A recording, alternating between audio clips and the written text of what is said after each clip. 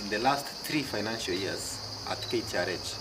As far as teenage pregnancy is concerned, in the financial year 2022-2023, we recorded a total of 389. In the following year of 2023-2024, 303. In the last financial year 2024-2025, 215.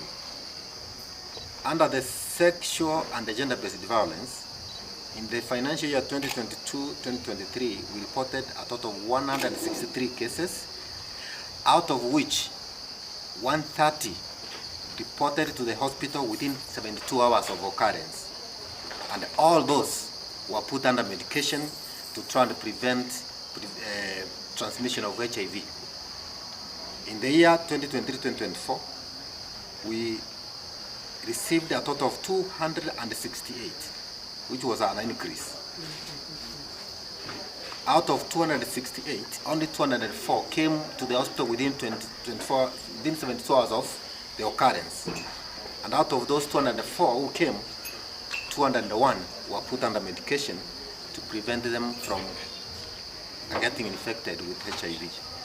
In the last financial year 2024-2025, total of 281 cases of sexual and gender-based violence were reported at our hospital.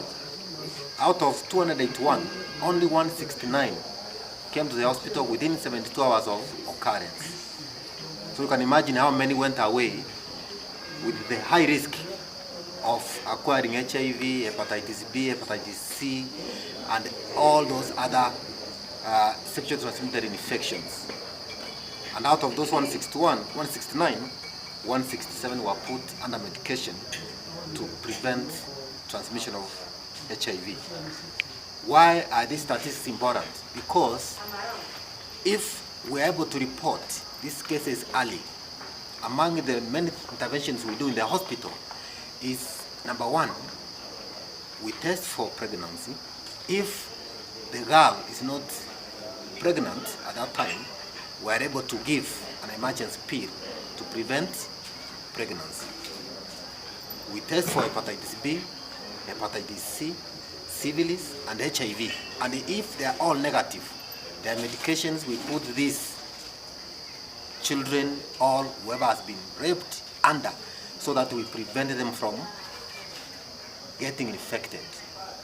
And in this area of HIV and other sexually transmitted infections, no one should be left to be at risk.